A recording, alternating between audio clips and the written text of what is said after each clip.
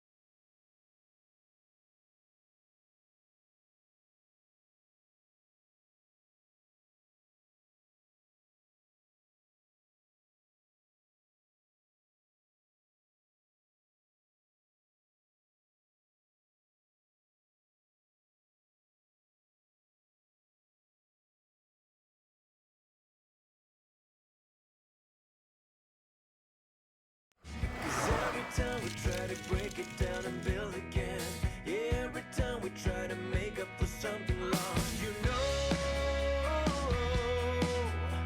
we're never letting go. This time we can reach the sky on a prayer, we go higher than high. Yeah, wide awake, it's a big mistake, 'cause it's something we can deny. With a love like this, we'll never fall. All of a sudden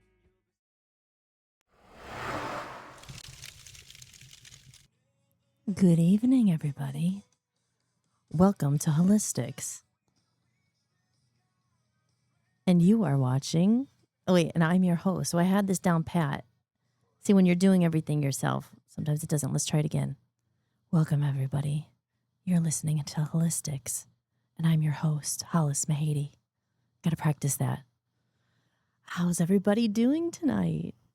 It's exciting to be back. I was looking forward to this. You know, the only thing that is not good right now is that I am on a terrible schedule. A terrible schedule. I am like literally working the graveyard shift. I went to bed last night, or this morning, I should say, at like 7 a.m. And I'm one of those people who I'm checking the Rumble. I'm on here. I'm excited about this episode. Okay, it's on there. I am one of those people who need 8 hours of sleep, or seven. Today I slept 7 hours last night, this morning. So 7, 8, 9, 10, 11, 12, 1. I got up at like 2 o'clock. But like my day, this is just afternoon for me. It's just like starting really. Because I'm on this horrible schedule. I've always been a late night owl. And I don't want to be. I want to be an early bird. An early bird catches the worm. But hey, it's not like I'm sleeping all day. I'm sleeping the amount I need, but it's just a crazy schedule and crazy time. So we're going to work on that together. So I'm just trying to figure out if I should, the way to break it is to just stay up all through it. So if I didn't go to bed by 9 o'clock, I'd be really tired and I could go to bed and get back on the schedule. Or since I'm not tired at all, you have to force yourself to go to sleep at like 12 and then try to get up at 7 or 8 and get back on that schedule. So that's what I'm dealing with. But is anyone else out there on the graveyard schedule? Because I don't know. It kind of sucks. But again, that's just my own problem I have to figure out. Anyway, so as I said, consistency, right? This is day 3.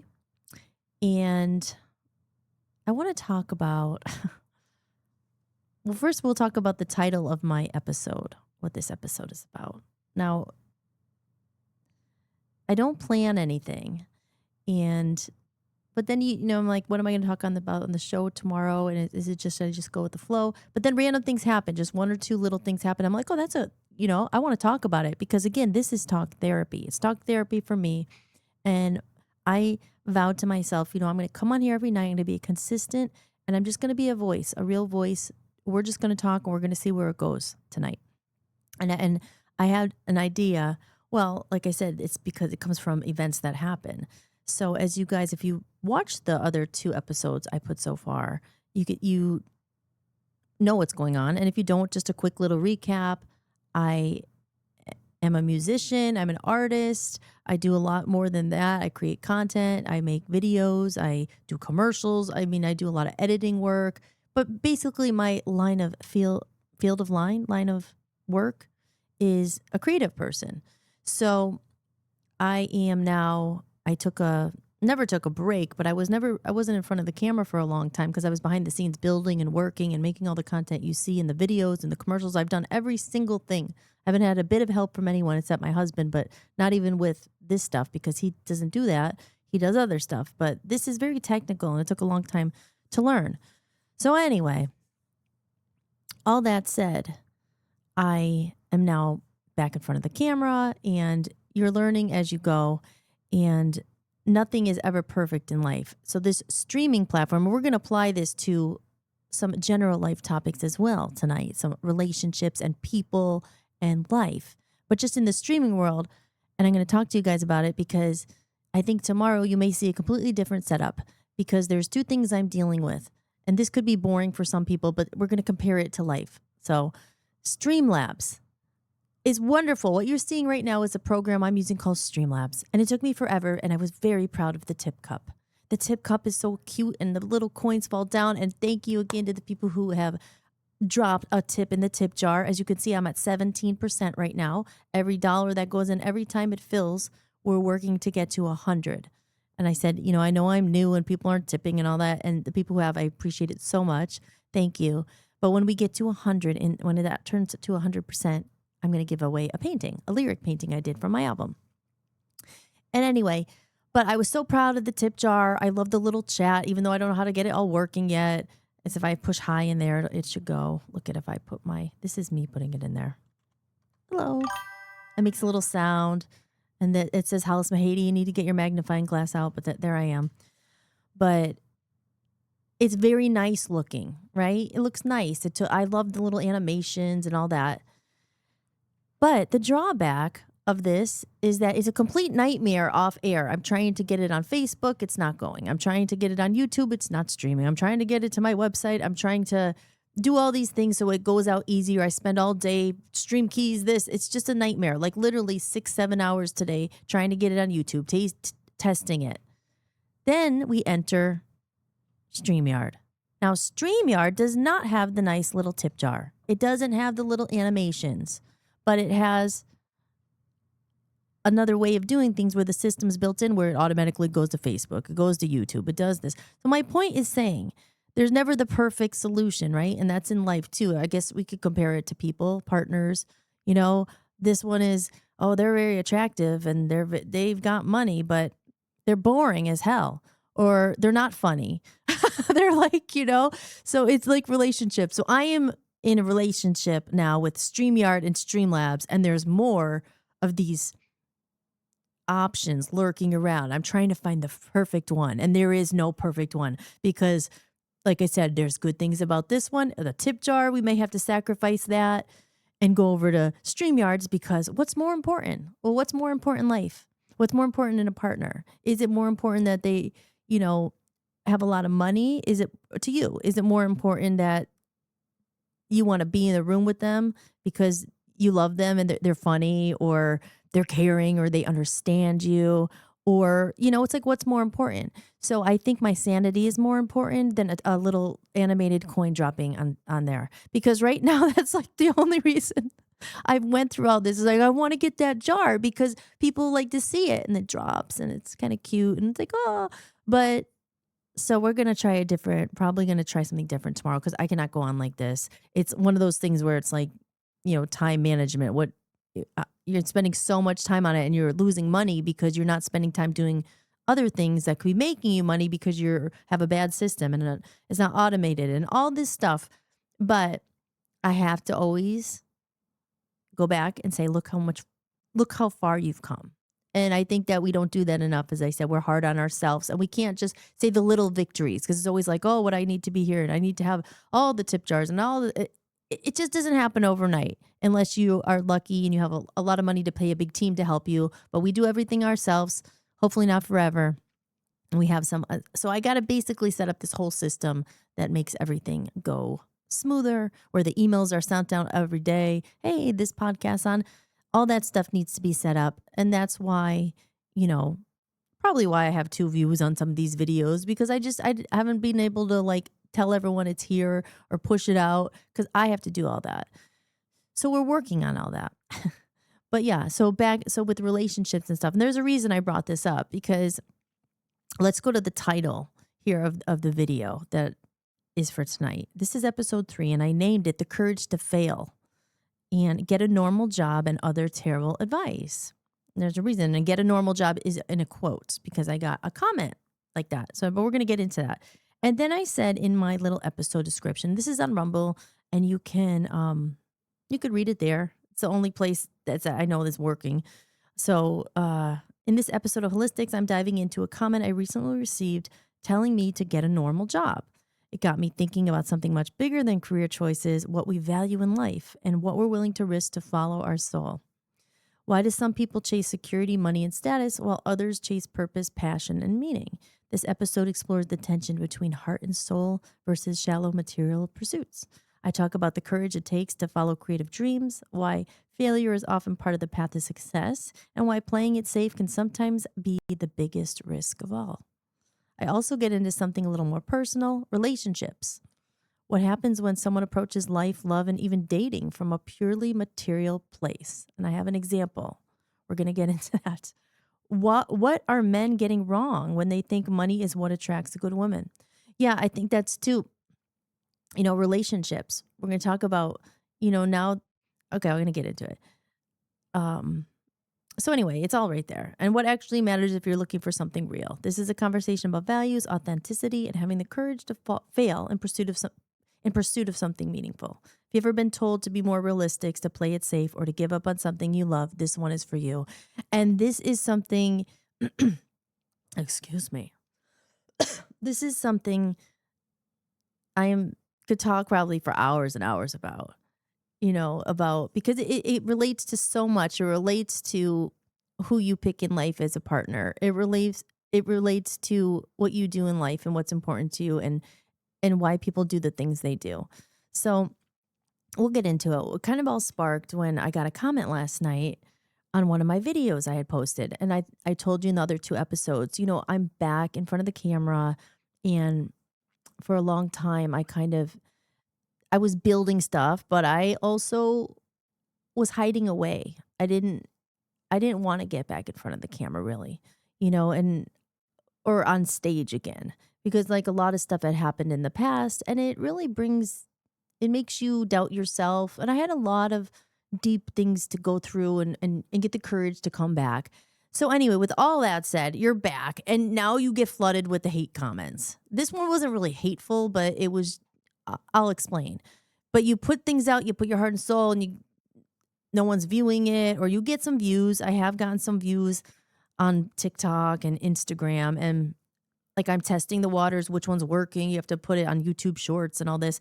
And it's kind of funny. Like again, I know I'm kind of all over the place, but it's funny to go back and say which one went somewhere. There's some of my videos, they're like the same clips and some of them have 0 views, 0, and then one has like 1,000 views. And I have no idea why. And people say, "Oh, it's not a mystery." Well, it is a mystery. Why does one of them have 1,000, one of them has 1? I don't know. So Instagram, some people have seen it, and I got a couple nice comments. But the ones that always stick out are the mean ones, right? Or the ones that are trying to bring you down. You could have like 10 nice comments, and that's I think the human brain. We're just like you focus on the one that got to you. Why? Is it a wound? Is it a wound? Is it something that you're like, you kind of wonder. But anyway, so the comment I had posted my little reel, and I don't even know which one it was. It was like music versus machines. It was some reel. And there was this guy, and his name is Donnie. And I won't say his last name, but we'll call him Donnie.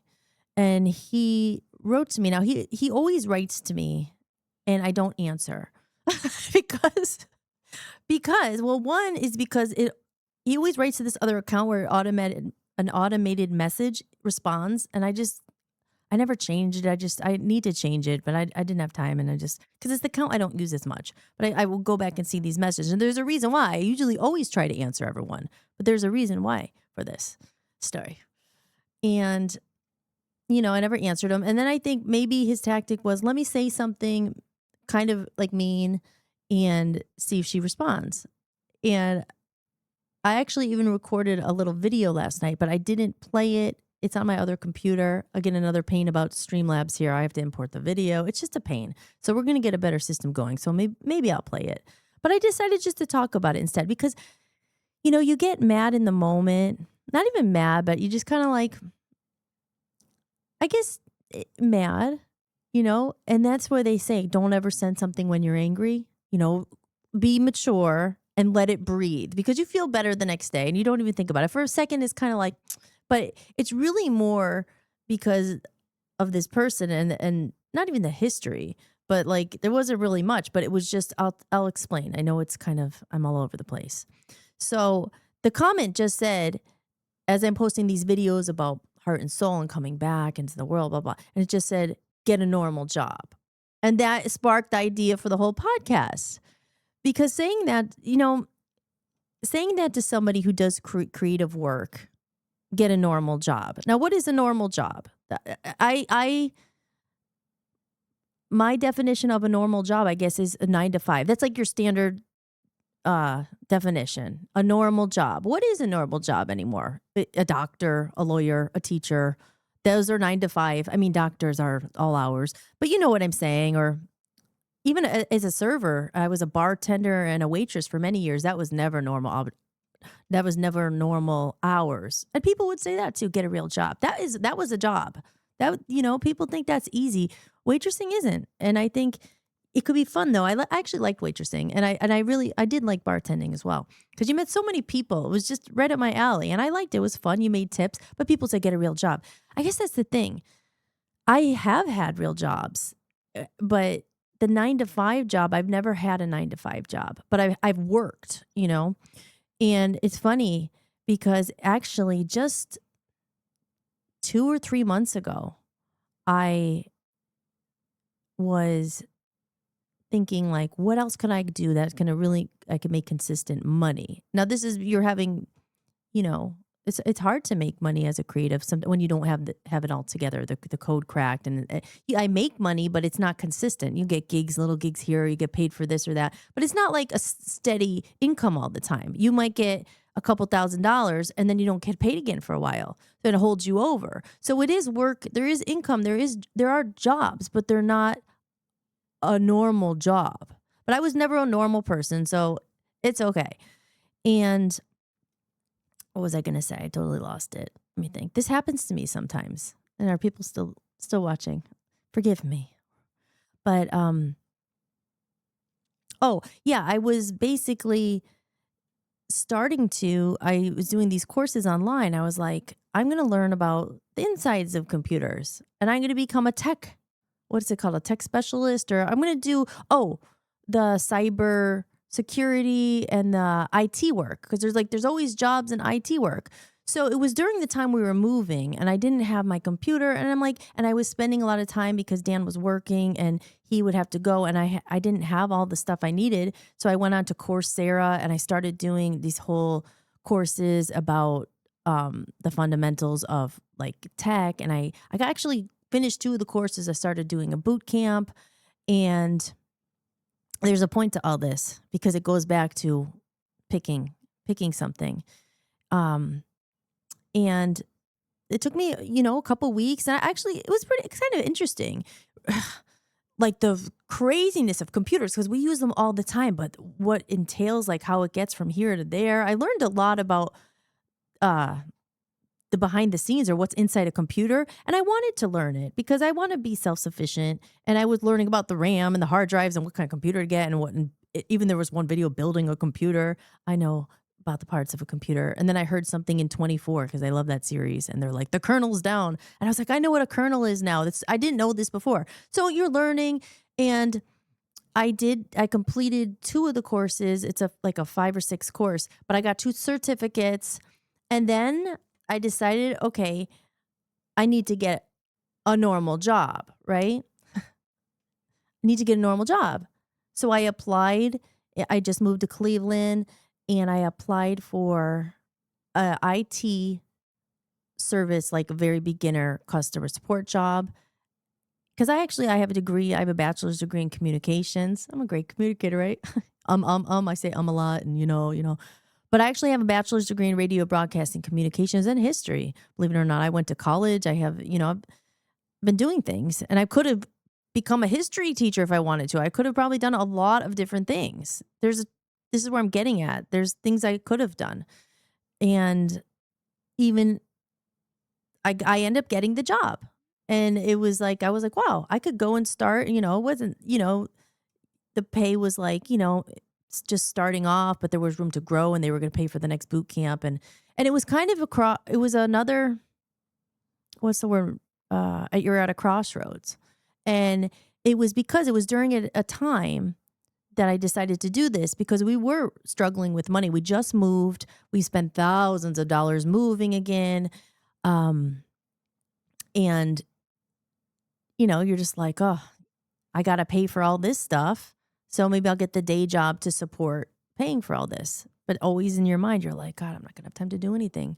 It's so hard. It takes so much time to build things and to make all this stuff. There's people who are building businesses. There's a long time that you don't get paid in between that. When you're recording an album, there's a long time before anyone hears it, right? Before anyone's going to click to pay the download or come see your show, because you're preparing, you're getting your instruments ready, you're, getting your set together, you're doing all this stuff. There's that time in between that you're not getting paid, because you're building, because it takes your own time to do all this stuff.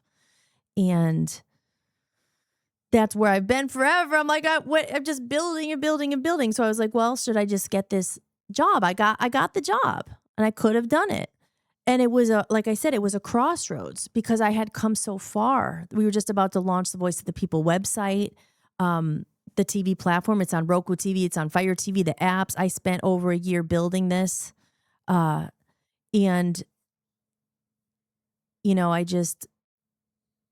I knew if I didn't devote my time to finishing it and to learning this stream, I wouldn't be here right now. this takes so much time. So I would have been just at that 9 to 5 job if I had taken it. Obviously, I didn't take it. And it was like, I was literally the night before, or a couple of days, I was like, oh, should I do it? Should I go? And again, it's like, it's one of those things where people, like people think sometimes, I think, oh, get a real job, you're lazy or something. No, it's like, I can't sacrifice my time and my soul. And I believe so much in what I'm doing. I'm willing to eat the ramen noodles or whatever I have to do. I'm willing to, I don't need the luxury. I don't even have a couch right now. Still don't have a couch because I've decided to pay the money I do make, the little gigs and things and what Dan makes. We're going to spend it on the streaming platform and all these other costs. The StreamYard costs this much. Our platform cost thousands of dollars. So all the money he made, what I had made, and it's gone all into this.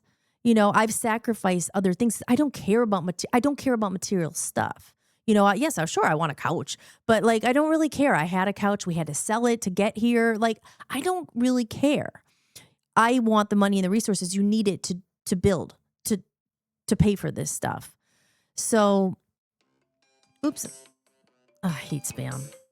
This one's from Texas. I always get them from Las Vegas because I used to live there, and that's still my area code. And then I moved to Maine, which is interesting. My area code was 702 in Vegas, and then moving to Maine, it was 207. But I never changed my phone number. It's still 702. I only changed it once in my life. I had a 570 from Pennsylvania forever. And then I was like, okay, I'm moving to Las Vegas. I'm never going back to Pennsylvania. It's up to visit because I don't want to live there.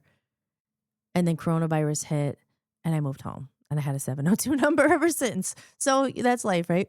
I had changed my license plate too. I remember I was like, for 10 years, I managed to stay in California, never got pulled over. And I kept the PA license because the insurance was so much cheaper. So I had the PA license plate forever. And then I moved to Las Vegas like 2 months before the coronavirus hit. And I changed my phone number and I changed my license plate. And then I moved back to Pennsylvania 3 months later. Comedy of errors, right? But you just have to laugh, so it's okay. So anyway, where was I? This is talk therapy. So out there, those people, and this is something we always, I think creatives and people who are doing this kind of work always deal with. Or get a real job, get a normal job. But I think it's different now because there's so many content creators, and there are people who do make a lot of money from content creation. Why do you think you're building towards that? But there's so many systems. It does, as I talk about so many times, it's not just about making great content. Now the next part of the puzzle is how do you automate all this, and then how do you get it out so people discover it? Because that's when you can make money. People start to find you and like you, and maybe they'll throw a tip. And a lot of people, or they'll buy your album, or they'll buy the Reconnection movement. Like, I'm not selling it, or if you have a book, or if you have a product, or you have a sponsor and they pay you. There is ways to make money, but it takes time, and you have to be good. And you have to, well, maybe you don't have to be good because some people, they're making a lot of money. They're not good, or you have to, sell out or know someone. But anyway, the point is, I think now this day and age, normal jobs are not even, it's not, it used to be like being creative and doing this was very not popular, but now it's all different. People are making thousands of dollars on TikTok and YouTube and millions. And so it can be a real job because there's so much content out there. But now I'm off in another direction. But anyway, long story short, I came to the crossroads and I said, oh, should I do the job? We need the money. Should I do the 9 to 5? I mean, I could have done it. I think that was the thing. When that guy said to me, get a normal job, I can if I want to, but that is also giving up your time to continue building and to continue doing what I'm doing. And I said, you know what? I'm going to sacrifice because I believe. I think that's the thing. I believe.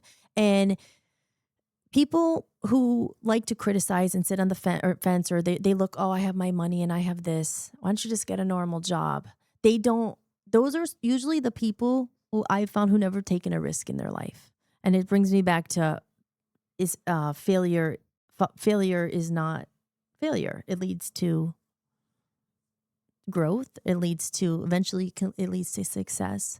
I've always taken risks in my life, and some of them didn't work out, and some of them did. I try to be humble. I don't brag, but I've seen the world. I've been to Japan, I've been to England, I've been to Italy, I've been to Portugal, I've been to Spain. I recorded at Abbey Road. I've taken risks in my life, and some of those risks did pay off.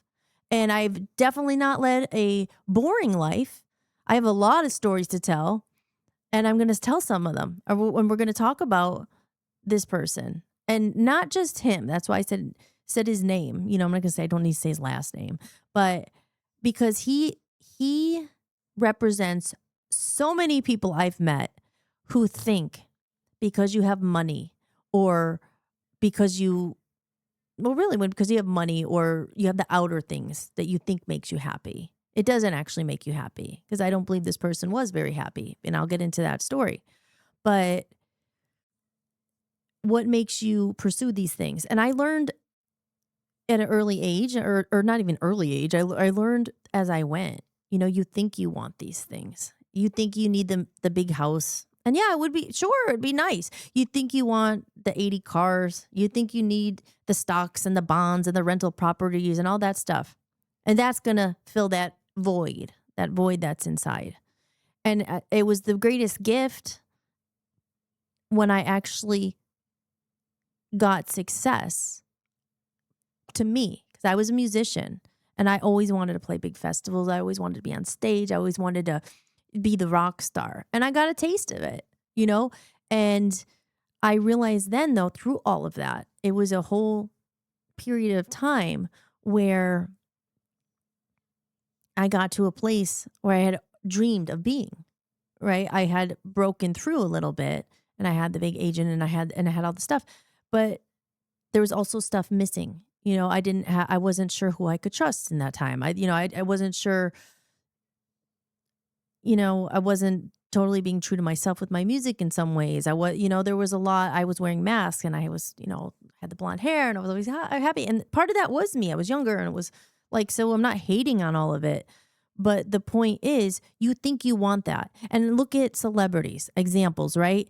How many celebrities you hear of are like, oh, they're in rehab for the 80th time, because they have everything and they're not happy.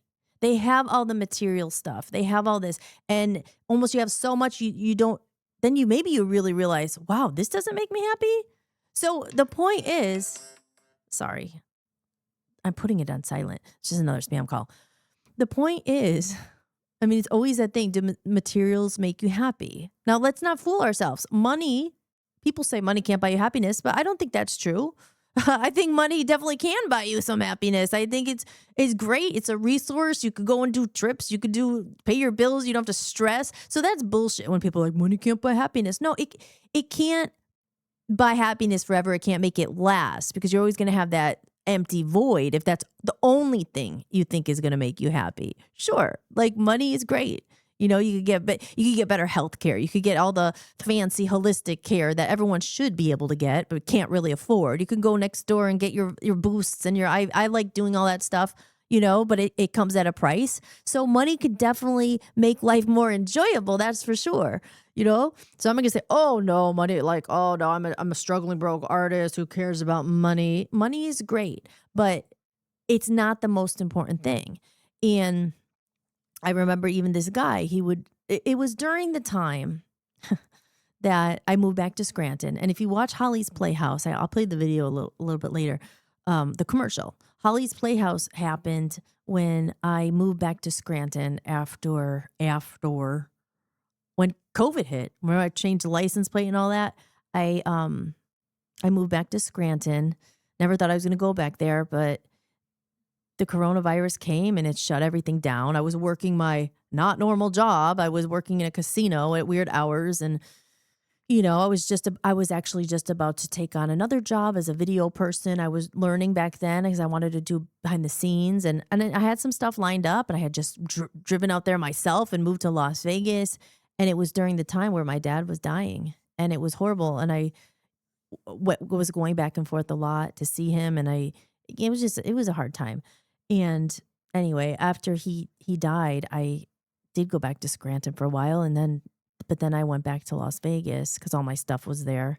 And at that time, I wasn't planning on moving back home, but then the coronavirus hit, and it was March. It was like right now, March 17th it's almost today, right? Today's the 16th. I think it was March 17th when the Corona 2020. Wow. Right? Are the dates right? Like 6 years ago. And I remember I was going to it was a big day because it was St. Patrick's Day. And I remember thinking, oh, it's going to be super busy. Maybe I'll make some good tips because I was selling things and bartending and things like that. And I was like, oh, I'll make some good money tonight because everybody's out on St. Patrick's Day, make money. And they called and they said, don't come in, the coronavirus. And we know what happened. So Holly's Playhouse documents the whole thing. There's 10 episodes there. But when I moved back to Scranton in episode 5 or 6, it shows me building this house, not building it, remodeling it. Because when my dad passed, I ended up going back to Scranton, and my mom was living in a town called Clark Summit.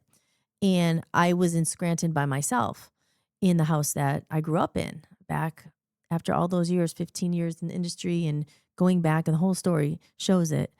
But I was back there and in the house where I grew up, where my dad had died, and all this stuff was there, and I had to go through everything.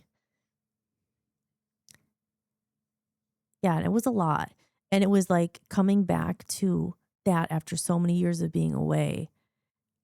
It was just like stepping back into a different life that I didn't live.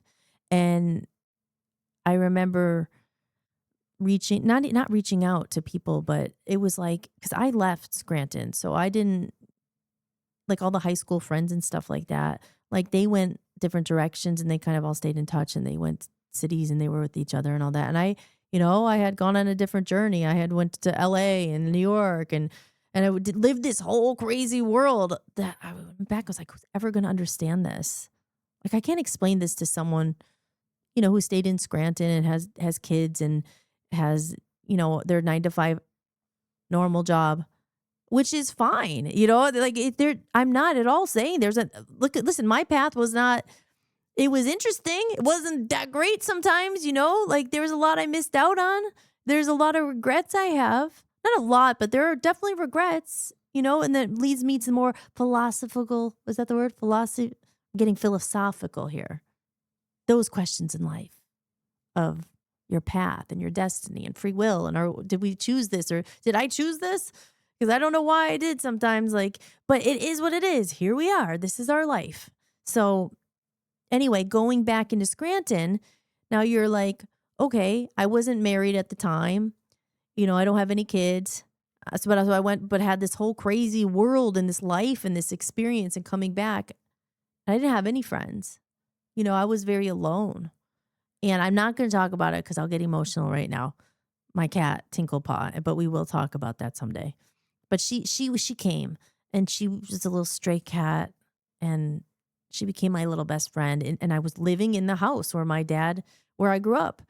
And my mom was not that far away, so it was nice to be close to her. And my sister was actually in California, and then she ended up moving back. So it was kind of like this little reunion. So of all the bad, like the coronavirus and my dad dying and all the bad stuff that happened, we ended up back. And so it was a nice period, but it was also a very hard period.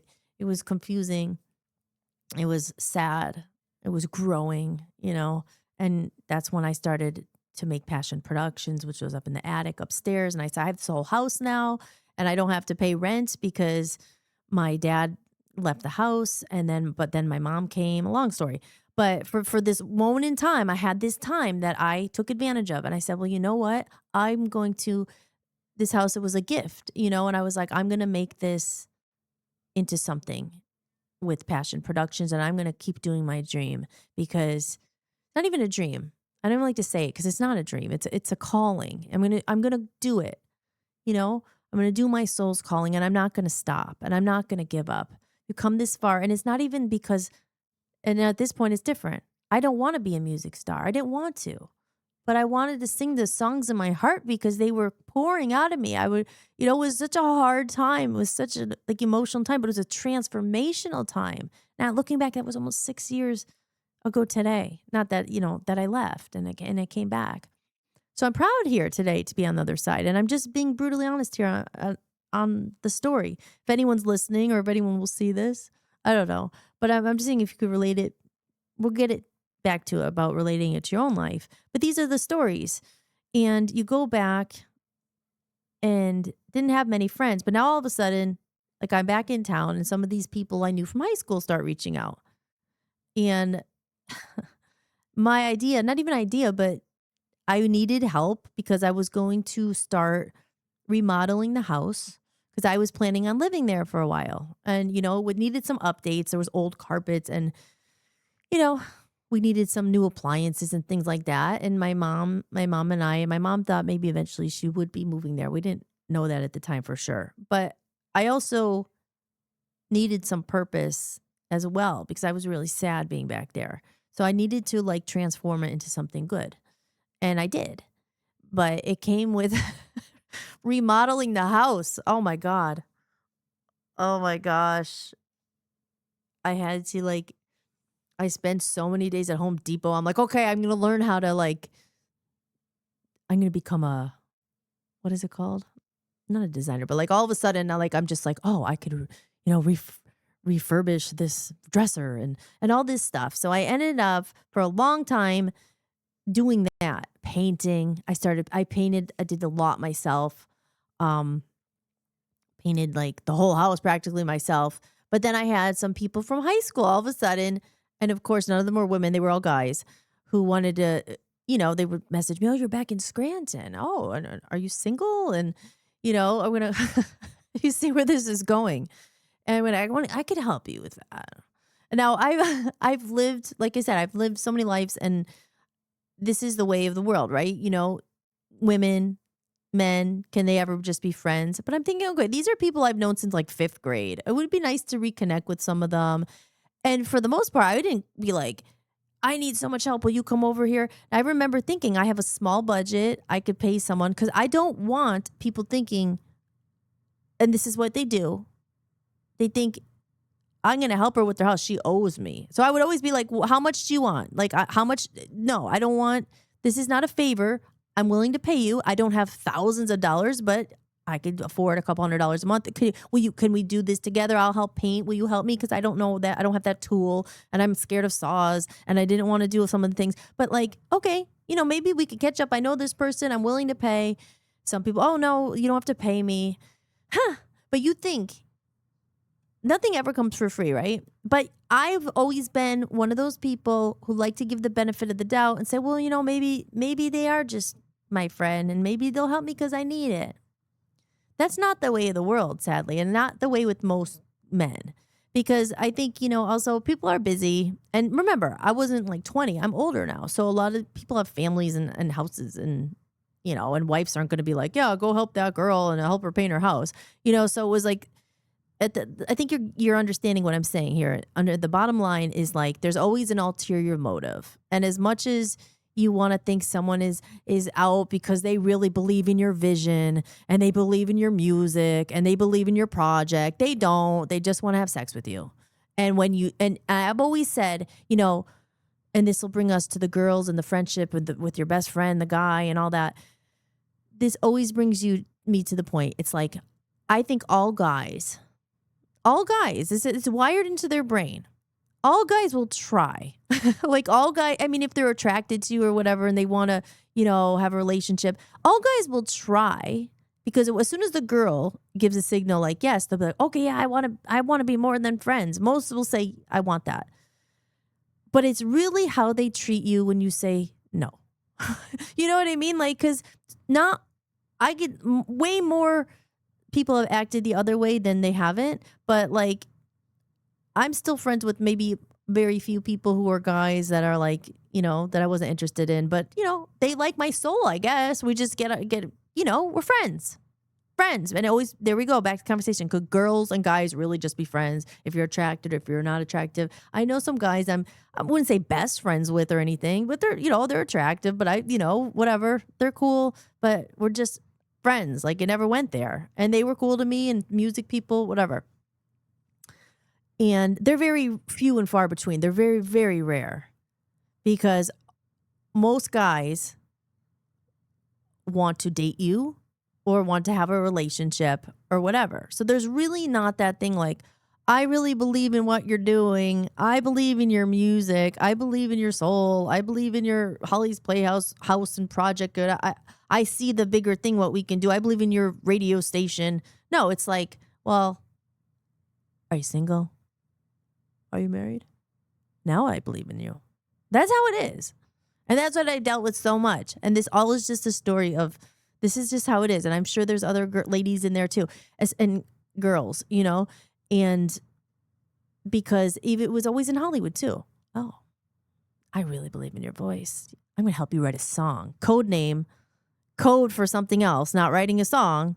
How many times you get that? Oh, I'm going to help you write a song. And they're never just there for the music. That's why it's almost so refreshing and nice to be back into it. And I am married. So it actually almost weeds out. And there's a lot less people talking to me because I'm married. Who cares? I don't have a chance with her because I need to pretend that I care about her music as long as I could eventually get to the goal line, which is getting with her. And I'm just saying just about me, so I'm so great or whatever. This is how guys think, most of them. Now, there are a few, so I don't want to stereotype everybody, but this is the game, And I'll give you some of my other tips later for love advice if there's any single men out there trying to get a good lady, or woman or girl, whatever you call them, whatever age they are, chick, But yeah, so anyway, I was back there in Pennsylvania and I had a string of them, of a couple of people. And again, I'm not going to say names because it was just an interesting time. But going back to this one person in particular, this person had come over because this was the second person. And the first person had come over and he did help me a lot with the house. And I did pay him. It wasn't a lot of money because I wasn't like, I can't afford $2,000 for floors. But I could buy the materials. I could pay you a couple $100 and I could do it with you. And then I saved thousands of dollars. You could hang out.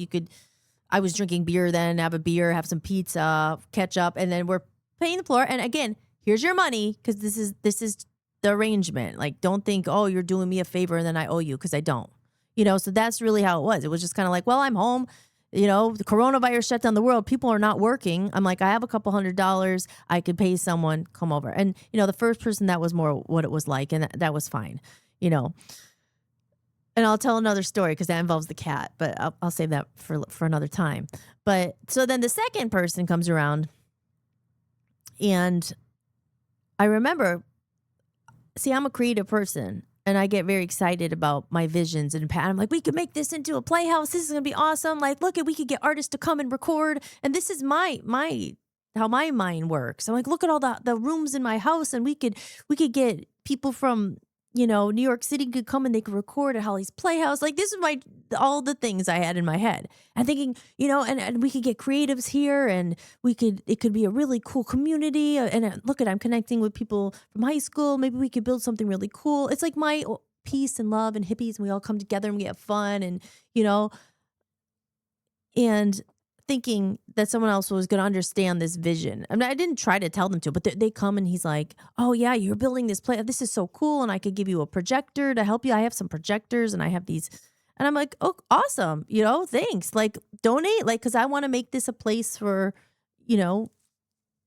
a place like I really wanted to make the top of the house a recording studio. And then I had like bedrooms where I was making themes because I had lived in New York and LA and it was so expensive. I was like, if I can make this a destination, maybe some people will come, they will record. I was recording mine. These things work, but this is outside thinking. And this is, people who have normal jobs and don't think about these things, they probably wouldn't really get this.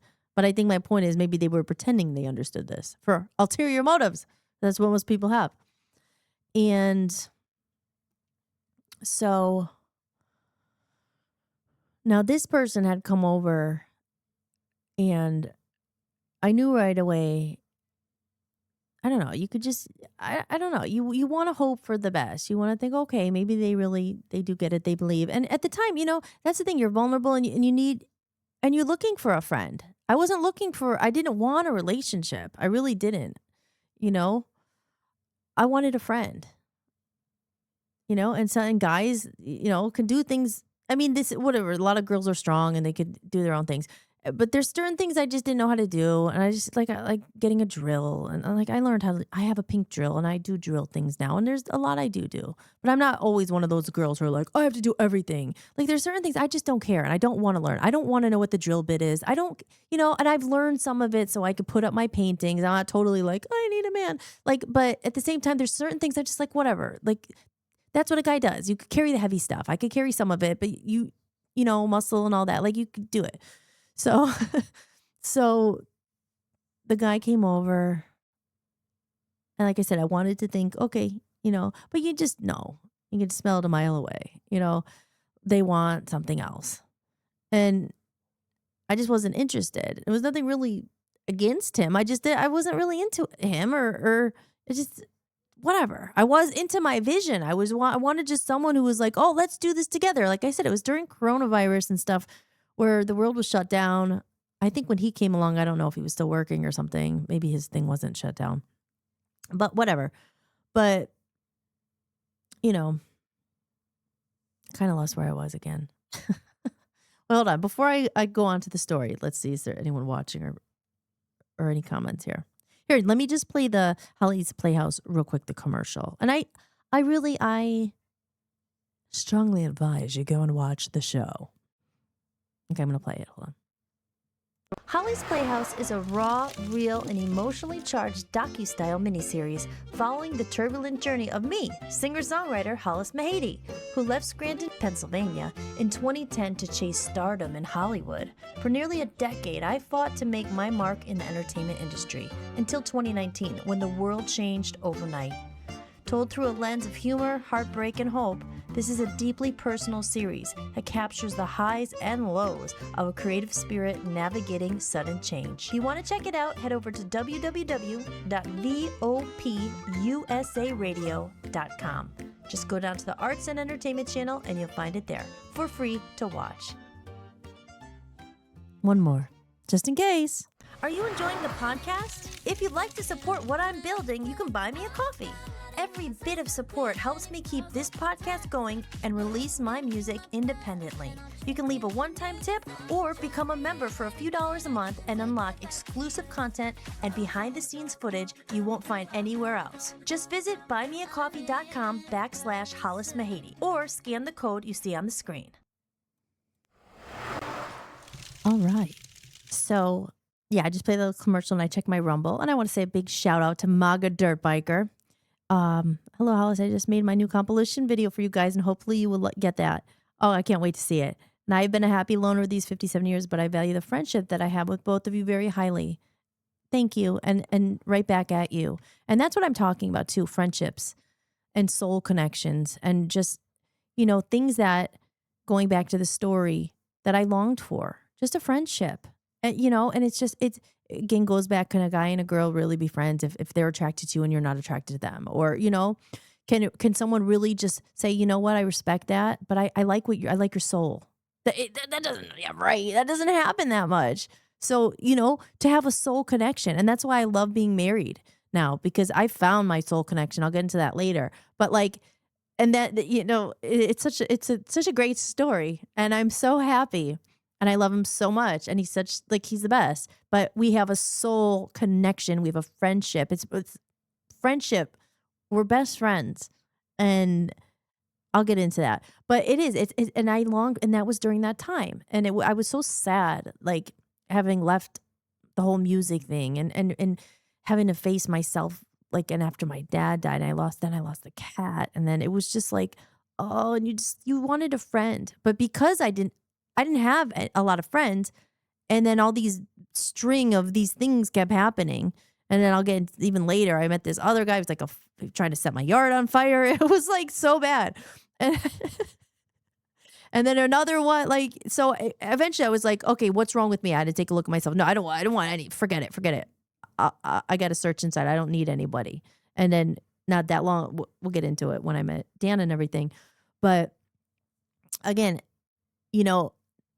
picking on this guy, like I said, I said his name is Donnie, but I don't need to say his last name. But Donnie is the face of a lot of people I've met over the years. And it's just one of those things where, going back to his comment of the normal job and things like that, it's like easy for someone to say. It's easy for someone else to say who hasn't walked a different path or hasn't lived it, or maybe haven't taken risks of their own. Because at that point, he's very, interested in me, and he would ask me things like, "Well, what do you look for in a guy?" And and I was being nice because I wasn't interested, because what I look for is soul. I look for soul. Like, I don't care how much money you have. I've lived that lifestyle for a while. I've been around millionaires.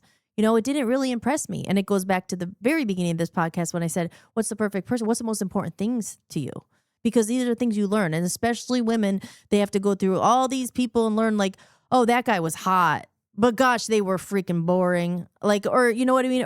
And then you learn, well, you know what? I don't need a freaking a playboy, whatever, who's going to be cheating and who's like, who doesn't even care about my emotions, or who can't talk to me, but they're hot. And I think you learn that as you grow, like, what's most important to you. And through all these people I met, I was like, the biggest thing that's important to me, there's a few, but like the biggest thing was like, there's two. I don't know which one's more important, because there was two. There became a third one then. One was probably sense of humor. Like, you can't be around someone who just does not get your humor. And I'm weird, and people, like, I don't meet a lot of people who get my sense of humor, but that is so important because you have to be able to laugh. And the second thing that was like a deal breaker anymore was like, for me anyway, this is not maybe the requirements for other people. This is my thing. I need someone deep. I need someone who is soulful and who realizes, like, that about money and everything. Money is not, you can't buy love. Like, money is not, I didn't really care, And then it goes back to, like, this is like an advice for guys too. Like, girls don't like broke guys. They don't.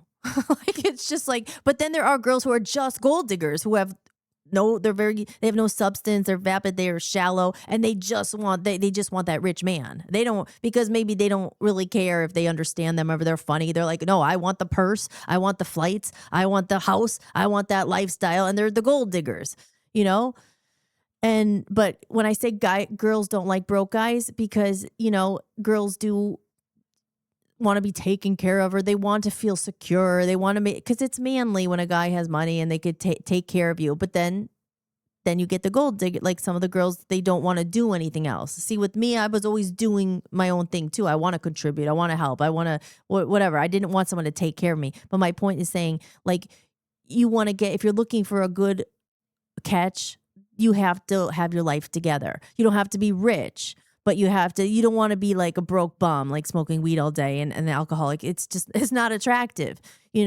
So get yourself together and then try to find the girl. But the way to do it is to truly be their friend first.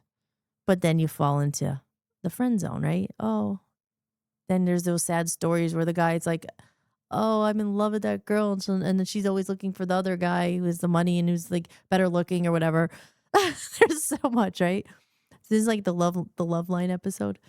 But like I said, and the reason why I can speak to this, I had so many bad relationships.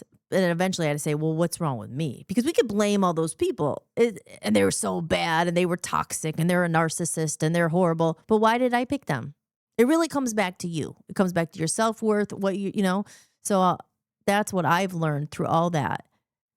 At the end of the day, you don't need someone else to fill you and all that stuff. But anyway, back to the story. But from the very beginning, I kind of felt bad, because I was nice. I'm not a mean person. And when I did my little reply video, because I was kind of mad at the time, maybe I'll play it, but I don't have it. Maybe another day. But I don't like being mean to people.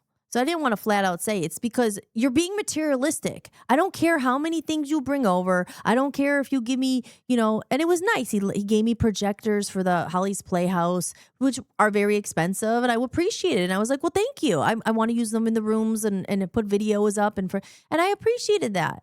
But again, were you giving it to me really because you weren't using it and you cared, or was it because, like, I gave you those? You didn't give me cash, but I gave you those. Or I could do, it's just like, That's the kind of stuff that pisses me off. And that's like most of life. People don't want to actually just help you or do anything nice because they expect something or they want, get in your pants and all that as a girl, and that's just life, That's why I'm always like, no, how much does it cost? What do I like? How much is it to do this? But so, yeah, I mean, that's just really what it came down to. So I just could see it right there. And it's just kind of like, you can't, to some people it works, to some women you could just say, oh, I have all this money and you'll get them. But will you keep the woman? Because I don't know, some, like I said, some girls just want to be taken care of and they don't want to have to work and they don't want to do anything and they just want the guy. But if you're looking for, more than that, you got to have something bigger to offer than just money. Like I said, I'm not like money helps. Money will attract the person, but will they stay? Um, because, and that goes back to me, which I do feel like I'm a rare person because I had the chance. If I played my cards better, if I was smarter, I probably, probably could have married someone really rich and been living, but I did meet rich people and I went out with a couple rich guys. And again, I don't go, I'm never going to say names. I don't want to hurt anyone's feelings, but I went out with one guy who was really wealthy, but he was so boring. Like I was just like, oh great, we could go out and I could order anything off the menu and we could go to here. But I didn't want to be around him. He was boring. He was so boring. Now, because I need depth and I need connection, and my mind's always like, I like to talk about the deepness and questions of life and all that, and intellectuals, like, to me that didn't work. Now, if someone else went out with them, maybe they don't really need all that stimulation in mind and stuff. So, hey, there you go. So, you know what I mean? So that was the thing. It was just like, he would ask me sometimes, well, what do you like in a guy? And like I said, I didn't want to just say, well, not you, because you're just caring about money. I think it was maybe he did long for a deeper connection, or he wanted like someone smart, or he wanted this, but he was just saying, well, I have this, and I'm thinking that's not how you're going to get a girl that you're looking for. Now, if you have this stuff, then go, flaunt your money and get it. I don't even think this person had like was a millionaire or anything, but but if you want something deeper, like you have to be deeper. But you can't. Can you buy soul? Can you buy heart? Can you buy passion? Which goes back to my original title of the video here. Why do some people pursue money and all that? And why do some people? I don't pursue money. I want it. I need it. But it's not my driving force, because I know at the end of this is my belief. You can't take it with you, and no one gets out alive. We're all going to die. And then all your stuff is left as someone else's. Maybe you leave a house to someone, or you have other stuff, and it's sad because then like a lot of the stuff you have to give away. It's just like, so life isn't for materialistic pursuits. That's me. And I see that it's just the most important thing to so many people. And I do understand the pursuit of money because they make it so difficult to enjoy life without it. You can enjoy life, but when you're constantly struggling, can I pay the rent? Can I pay the bills? It sucks. When I did go out with rich, like people who had loads of money, like you had like, you were more lighthearted because you weren't always worried. How am I going to pay that? How am I going to pay that? How am I going to pay that? How am I going to pay that? So, I get it, but at the end of the day, these were things that were just non-negotiable, not like I couldn't, I really don't care about money, because to me, it's just like, I want, like, someone would never understand that. Back to the comment, get a normal job. That's like saying that to someone like me is saying, go and kill your soul. Like this is not a choice. Sometimes people think that like, oh, just go get that would be me giving up on what I believe was put in my heart from another place, from God. To me, I don't care. I have to be true to myself. I have to. And I will do what I have to. You know what I mean? Like if I have to go take an IT job because I can't, like I'll do what I have to do. I'm not at that point just yet. But, it's just like, I will not. And some people just don't understand that. Well, get a real life. Like, what do you mean you don't care? I would rather be having less money and be true to myself, following my dream, following my passion, taking risks because, a lot of people who have businesses or who are successful, they were always starting somewhere, you know? And I did have to start over. So wasn't starting from scratch, starting from experience, but I was starting over again. And that leads me to where I am today. Even just here, this is only my third episode.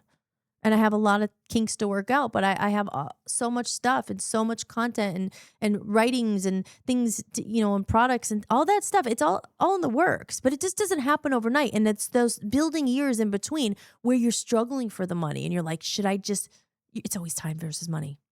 I could go get the money, but then I don't have time to do it. That's always. And I think a lot of artists and you guys know that.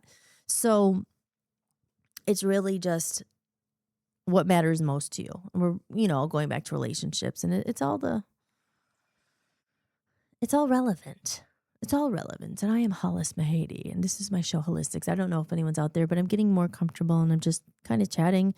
And again, like I said, I don't like to be mean. So I don't want to be like, well, screw that. You have no soul. You have this. It's just like, well, work on yourself.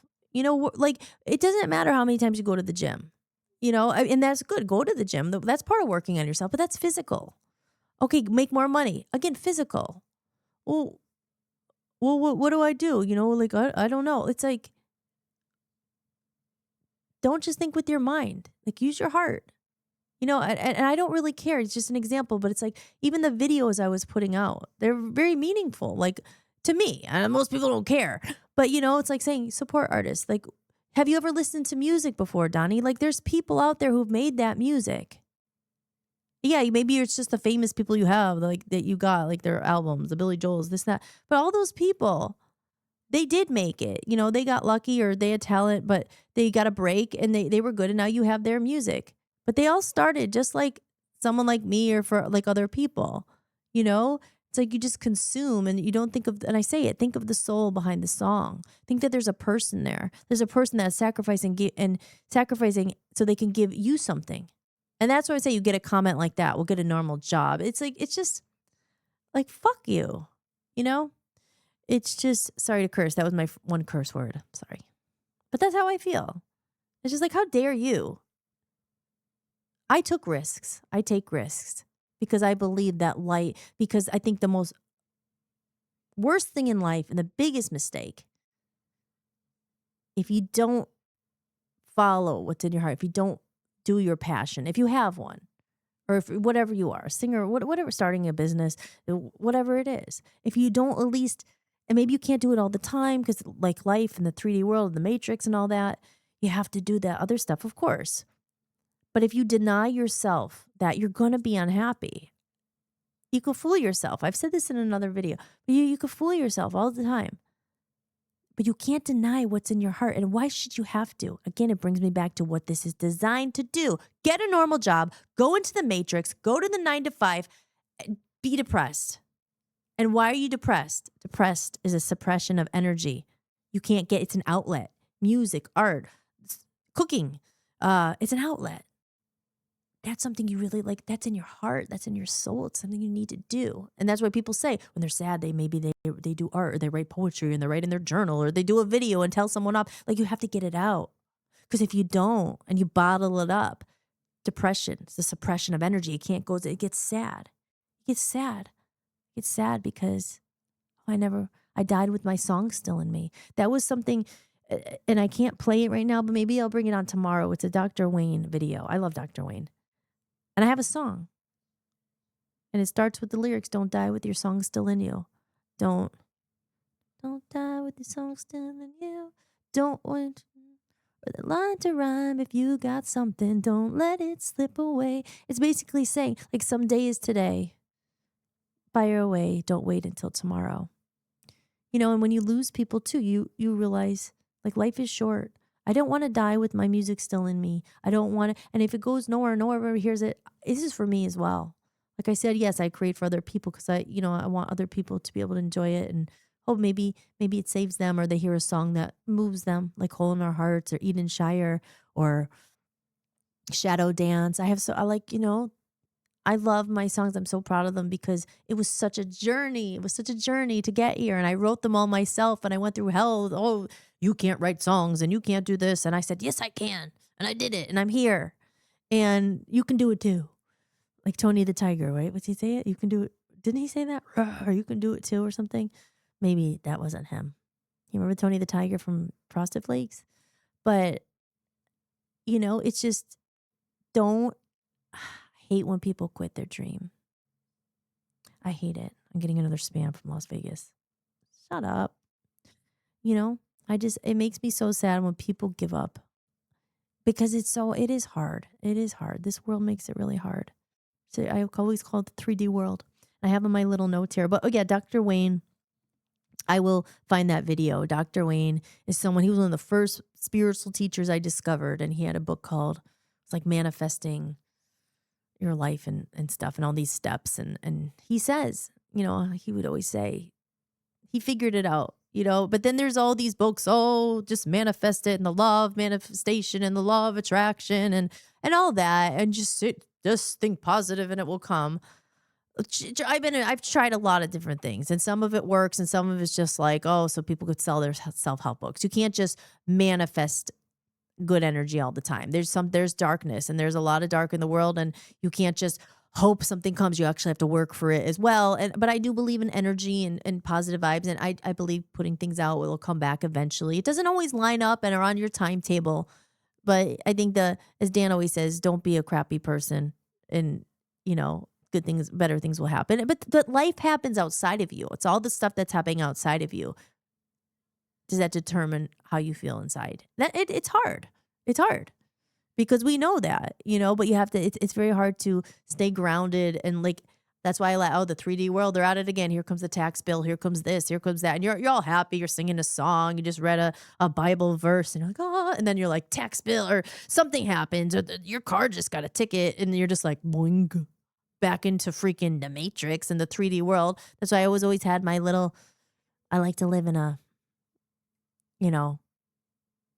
I think in different ways. Like I'm always like, okay, there's a 3D world and then there's like the God, the spiritual, the God, but then there's also those people who are just like, everything great. No, bad vibes, babe, bad vibes. And it's like, no, this is life and you can't escape it. It's toxic. Like you got to go through the shadow dance. That's my theme of my album. About shadows and light and going through the darkness to find the light. But at the end of the day, that's why I love my album. It's called A Comedy of Errors because, you have to go through the dark. You go through all these dark and in these toxic relationships. And then what's the comedy of it? Those errors. When people say that it's a comedy of errors. Errors is another word for what? Mistakes. Failure. You might think it's a failure, but it's not a failure if you tried. It isn't. And that sounds like, what is that saying? Like, doesn't matter as long as you tried and all that stuff. But you still think of it as a failure. Because I could think, oh my gosh, I went to Hollywood and I didn't make any money. I didn't make it, but I did all this other stuff. I'm a failure. Like you didn't fail. And you can't always succeed and finally get to that next part of the journey if you didn't fail. And I think the thing is you have to do again. You can't look at it as if failure is bad. Failure is actually good. People don't look at it like that. You beat yourself up because you failed. But without failure, there's no growth. You learn from that mistake. Even like I mentioned it, the Love Zombies band. We did a pledge campaign. We made a lot of money, but we didn't spend it wisely. And because of that, not just because of that, that's why I think the album never went anywhere. Failed. Because no one ever really heard it because we didn't have the right, guidance and we didn't know at the time we should have used this half of that money to get it out there. And we didn't. Was that all a failure? No, it wasn't a failure. We made great music. I had great fans. I did have some good experiences. There was a lot that was going on. Was that a failure? Do I have to look at it? I failed. No, I didn't fail because now I'm taking what I learned then. Now, okay, my album's done. I paid for it. But what did I learn from then? Okay, maybe I do it again. Do the buy me a coffee because last year my Patreon failed. Did it fail? No, I'm like, you have to just try again. No, It's always learning. Okay, just this, you can't stop. And failure is a good thing because it tests you and you have to learn, and you have to learn from it. Even we're always learning, even with our new platform, our TV platform. I spend so much time on this thing and it's not what we want. It's not right. It's not what we need. Do I look at it and be like, oh, I failed? No, I say, okay, I learned so much. But we need this. We need this thing instead. We need this because I learned from this that this part doesn't work. Now I could look at it and cry and say, oh my God, I spent almost a year and a half on this platform. But I know that it's not ultimately exactly the right fit, like the platform that we need. I know what we need now because I learned this. So I could look at it and be like, oh, I failed. My point is saying you don't know if you don't try. And you have to, you're always gonna like fail. Things don't work out as you planned.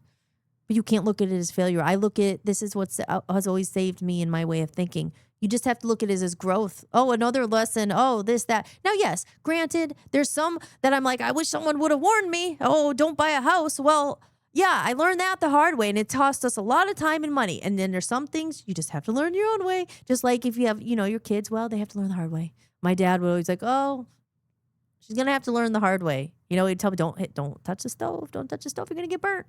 But I was always like, I want to touch it. And I got burnt, and that because you have to learn and go through it yourself, just like bad relationships, right? How many times do you hear mom say, oh gosh, she's going to get her heart broken. I don't want her to get her heart broken. You try to stop her. The guy can't come over because, the bad guy, you're going to ban the guy. The girls are going to want them even more because you have certain ones you just can't be protected from. You have to go through it. How many heartbreaks, how many bad relationships until you say, oh, no more. I'm done. So that's the story with that one. Let's do another commercial here. So, wow, I've been talking for a long time here. Right. If anyone's out there, any girls, questions, we're going to get this better where I'm going to have the chat from the other rooms coming in. I do have a phone line that we could take some calls. Maybe we'll do relationship lines. You go into the toxic stuff because I always wanted to help people as well. So I've been in bad relationships, and it all boiled down to when you look at it now, when you're out of it and you've lived through it, why you were attracted to certain people. I was attracted, I went out with alcoholics. I went out with a drug addict. I went out with, like what? Are they really horrible people or something? Or did I pick them? What was wrong with me? Did I not think I deserve better than that? Did I hate myself? Did I think, So these are the things that, especially relationships, because our whole life is relationships. I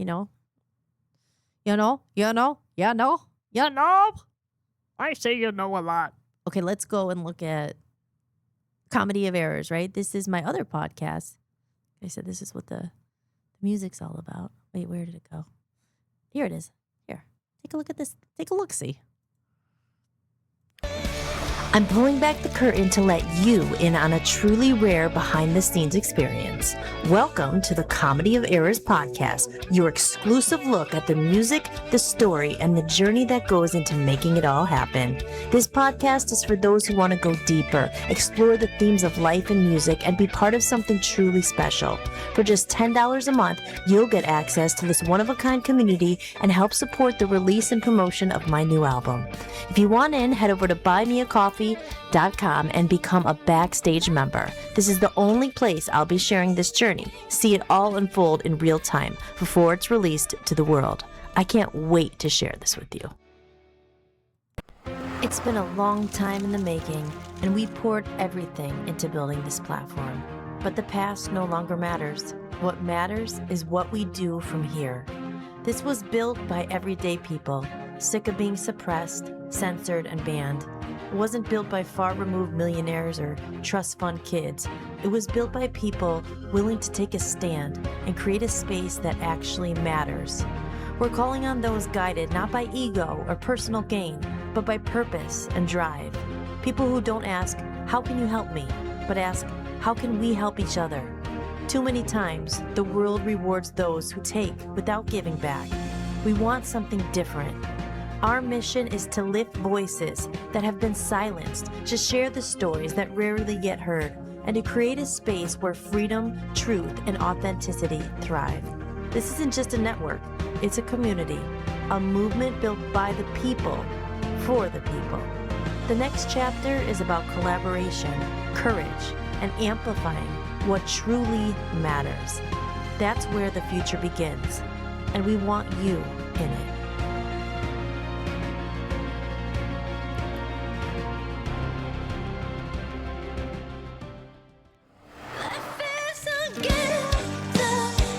This one's my first single coming out.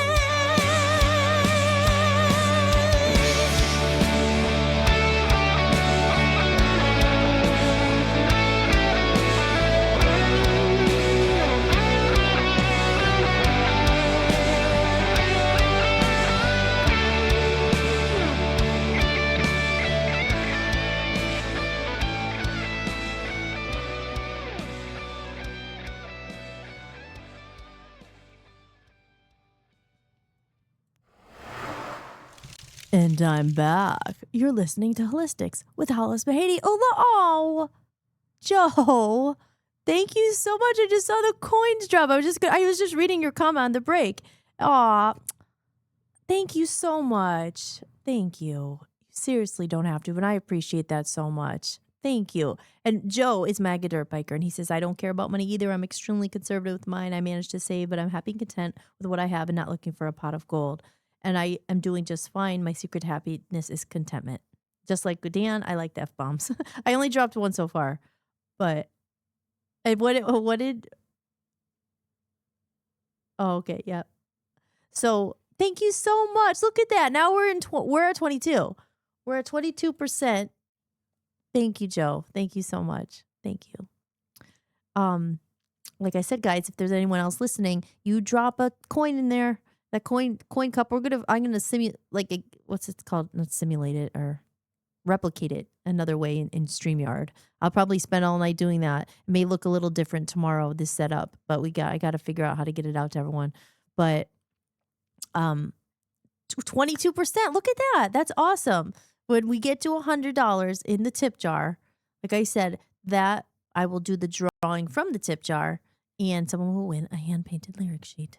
But thank you again. Thank you so much. Anyone else out there listening, and if you enjoying the podcast, enjoying the free relationship advice from someone who's been through a lot and who understands, guys and girls, maybe not I don't know, who's been through a lot and has some words of wisdom. I think I have wisdom now, and I think I could pass on my wisdom to some people. So if you are enjoying it, if any of my advice helped you, or you like it, or you want to support, feel free. The link is right there. It's on the top there. It says streamlabs.com/VOPUSA radio/tip.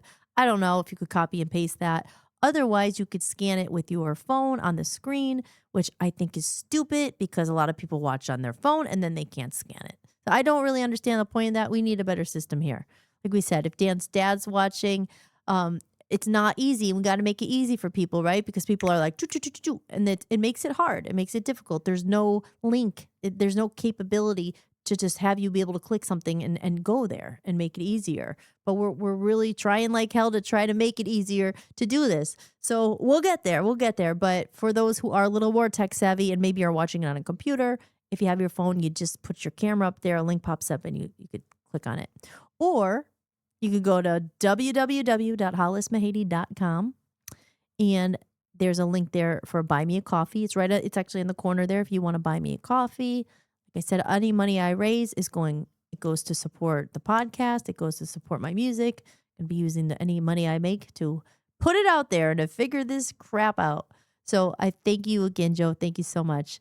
And yeah, so this was like, I ended up talking a lot, and someone else put a comment on my video, and I just wanted to address it because it's in the same vein. But before I go to that, let me just finish up the Donnie story. I don't know. Maybe he's watching this. If you are, I think it's just one of those things where it's soul. And I think, maybe you wrote that comment to try to get my reaction because he wrote a lot of messages and I don't answer them. But I saw that message on the thing, like get a normal job. And I think it was to elicit a response. So, what I realized? I have a microphone now, and this is talk therapy. And there's so many stories. I have some entertaining stories. At least to me, I think I've led a very weird life. Lot of stories and a lot of music stories. So that is where the Comedy of Errors podcast is specifically for my music. And I tell about all these celebrities I met and all this crazy stuff that people probably wouldn't even believe. But it is true. So that's for that podcast. But my point is, again, I don't like to be mean. And I think that people are on different, journeys in their life. And maybe that works for you. Some people don't believe in God at all. And they think this is what we're here for. It's only material. There is no afterlife. I don't care. I will do what I need to do to get ahead. I need the house. I need the money. And that's their perspective. That's their right to that's their journey. That's not mine. So for me, I don't really care that much about money. You need to have soul. It's good to have money. And for the men out there, if you really are looking for a girl who isn't a gold digger and doesn't want you just for your money, because there are a lot of men who know people, oh, they're just a gold digger. Like they want someone also who's like a good catch. They want a girl who's independent and does some of her own stuff and can bring in her own money and not just using them, because guys get used all the time too. She's just using him. She's just using him. So if you are a guy who has money, it's good to have money, but don't make that your biggest thing. Then don't try to get the girl with money. Like don't try to catch her because, oh, I'm going to buy you this, this, and this. It's attractive. You want to have a job, at least you have a car. Like, come on.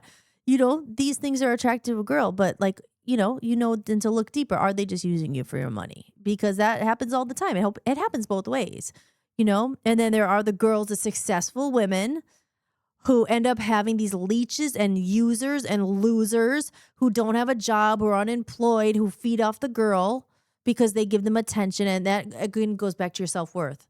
Because I've had other relationships too where I felt like I was paying for everything and I was putting up with this. And then I'm like, why am I like, again, I've had, I looked at myself a lot and I learned a lot about myself through relationships, So I think the best relationship truly is like a 50-50 relationship where it's a true partnership and it's a friendship. And what I've learned again too also is the biggest thing I think for a relationship that lasts is you have to be compatible. That's a thing too. Do you have similar like dreams or visions or lifestyle? You have to be compatible because that's what will keep you together. Like it goes deeper than, just money or whatever. You have to really like when I met Dan, we had a similar lifestyle. Like he had dreams and passions like me. We both didn't really want to stay in Scranton forever. That's where we met and we lived, but I wanted to leave. If I was looking for a guy back then, like they have kids now and they don't ever want to leave Scranton. I was like, well, I still have things I need to fulfill. Like even if they maybe were a good personality or whatever, they're like, that wasn't going to fit. That's not compatible to who I am, to my lifestyle. I wanted to, I still felt like I had a lot of things to do that I couldn't just settle down and buy a house in Scranton and pop up a bunch of kids, so like that wasn't really I couldn't have that. So it was hard because you would meet people who were, some of them were no, most of them weren't, but I was gonna say some of them were good people, some were decent people, but not really. And so that wouldn't have worked. So compatibility is a big thing. I'm older now, so it's different trying to meet someone when you're older when you're younger. So if anyone is watching this, probably not. But if you're younger, take the advice from your wiser Hollis-tics over here, the lady on wherever the heck you might see this on Twitch or on YouTube. Like if you are younger, think about these things. Spare yourself some heartache and some misery, and be careful. Think about what you really want. But again, you have to learn for yourself, and you might not know what you want until you experience what you don't want. So there's a wisdom from Hollis-tics, from Hollis Mahady. That's me. I'm Hollis Mahady. HollisMahady.com. Check it out, guys. Check it out, please. Yeah. Oh, so to get to that other comment, what did they say? Oh, okay. So one of my videos was about the AI taking over, and someone commented, it's a nightmare. Life's a nightmare. And I know who this person is, and she's actually a wonderful person. But I understand why she says what she says. And we could get, and again, philosophical. I always say it wrong. We're doing philosophy of life here. Um, you know, do create your own reality. Life can the Matrix and this life. I had a lyric in one of my songs for Love Zombies, and I remember it was called Bummer. The song was called Bummer, and it's funny because I think in the UK bummer might mean butt or something, but life's a bummer. Life's a bummer. Quit your bitching and your moaning. You just know it's gonna bring you down. And then there was one verse, and I remember the bridge I wanted to write. I was like, it had a cool little melody, and it was like, this could be heaven or this could be hell. It's what you make it, right? Because your outside sometimes reflects your inside. Not always, because I think there are some things that just, you're in a bad location, you're in a bad thing. But like, if there is that, we could create our own reality and we could change things and we could write out certain characters, or your life might be hell because you have a really bad toxic relationship. This is just an example. But you get out of that relationship, all of a sudden your reality's getting a little better. Is it hell as much? So we create these things too. Life could be heaven or it could be hell. Be careful what you create, because at the end of the day, we create it. We pick this. And certain things, your circumstances, you can't change in this, but is it all hell? I think Earth is a battleground. I think it is hell. And sometimes, like, this is hell. The way people treat each other, the way, I think in my own mystical, magical way, like, oh, like, I wish people could just be nice and come over and help you paint, and they're there because they like it and they like the paintings and the elves and the fairies and everyone. But that's not life. That's not life. I wish it was. Life would be so much better. But it's not like that. It could be hell, but I think, again, the inner reflects the outer. I've always remembered that, what's going in inside projects outside, or you have to change yourself inside for the outside to start reflecting that and seeing better things happening and stuff. So, and I get really deep and into like conspiracy and why they're doing this and the Matrix and why it's done to us. But Dan is all about that. So we'll do another episode on a different show about that. But remember that it is designed. Like I said earlier, my example, you're doing all good and you're having a moment and you're feeling good or whatever. You just had your nice coffee and cereal and it's okay. And then you get a comment and you're like, oh, or you get, like I said, something in the mail, or someone just called, you have to move out of your house, or oh God, this just happened. And it's like outer world, all of a sudden it's like takes your mood away and you're like, oh, life's a bummer, So that comment, it made me kind of sad because I do understand it, but I hate when people feel like that, because my biggest thing is always, and this is why I keep going and fighting and this, because I feel like they want us to be defeated. And when you say they, who's they? Now we can get really deep. Who's they?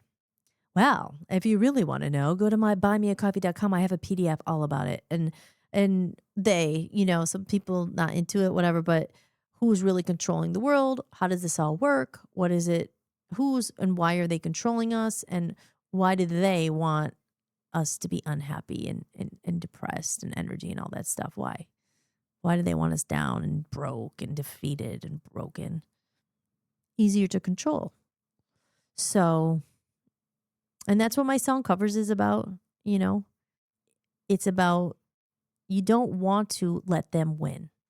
And the biggest way you don't let them or anyone else win, and it's not easy, but the biggest, best way is to laugh, is to be happy. And I know it's hard, right? How do you be happy when it's all happy? You have, like, think of some, like, go deeper, have a connection with God, have a connection with something that matters, have a connection of heart, of soul, of what matters, because that will make you happy. Laugh. Comedy of Errors, it explores the light and the dark. I'm the clown, but I'm also the servant. You're the happy little, like, oh my God, we have fun in life, but then you're dragged into dark depths because you're like the servant and you're chained to somebody or something, or you're chained to yourself.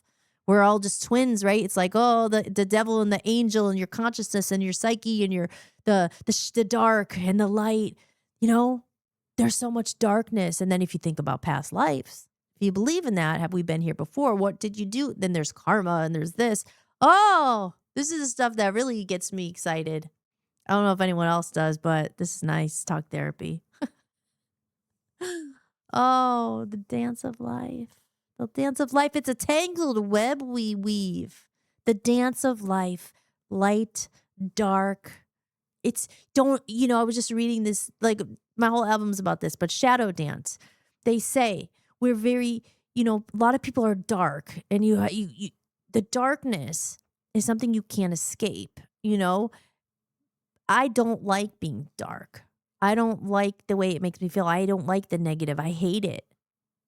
But I was so many times in my life, I just was in it. I was felt like dragged into it. But then I'm like, is it me? Is it me learning? I have to face the shadow. You have to face your shadow. The shadow is the darkness, but you can't run from it. Because if you run from it, you'll never learn. You'll never grow. You'll never be able to integrate it. I remember reading something they say, it's Carl Jung. He's that what's it, like as a psychologist guy. And this is all entwined in my album, The Comedy of Errors. The shadow is that dark part of you, the part that keeps going back to the abusive partner, the dark part that, I don't know, that keeps negative, like, oh, that's never going to work. Like it's the dark part or that the addiction. The shadow is that dark part. But instead of ignoring it, like that's why a lot of people who are alcoholics and stuff, I don't think they can stop because they could stop maybe for a while, but it's always still nagging because they didn't actually face what is it that's making you drink? What void are you trying to fill? What's empty? Because the shadow is that it's the void, it's the darkness, it's the lack. The light is when you're able to realize that void can't be filled by anything. It cannot even alcohol, not a person, it can only be filled by love, heart, and God. Now, again, some people don't believe in God. This is probably not for you because I do believe in God and I believe in higher things.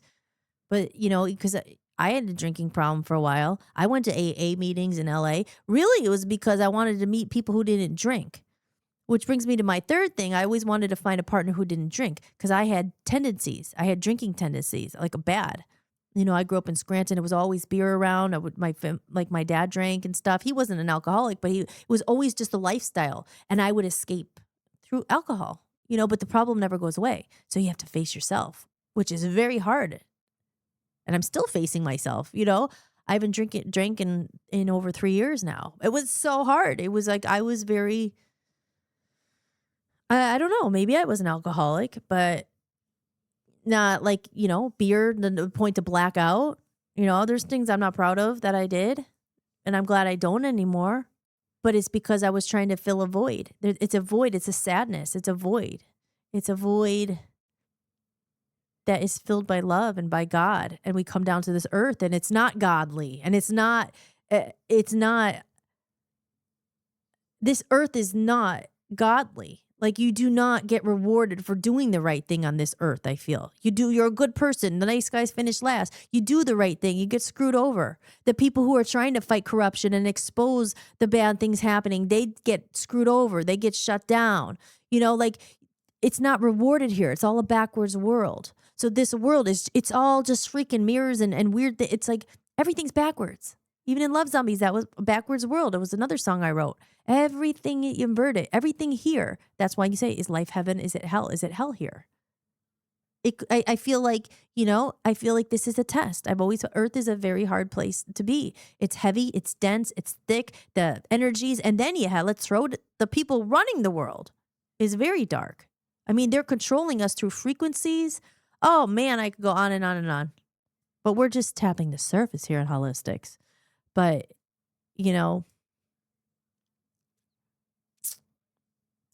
so heaven or hell, and that it brings me back to one of the songs on my album called Edenshire. Oh, I love this song. And Edenshire is a phrase I didn't make up. I found that from a spiritual teacher. His name is Michael Miradad. He's one of my absolute favorites. He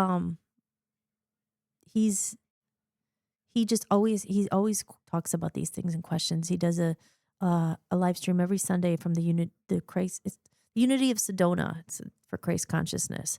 And the way it's not like a religion, it's not a church. He just like talks about the question of life. And And he talked a lot about this stuff, the shadows and the light. And Edenshire was, what he said was, heaven on earth, finding your own while we're here.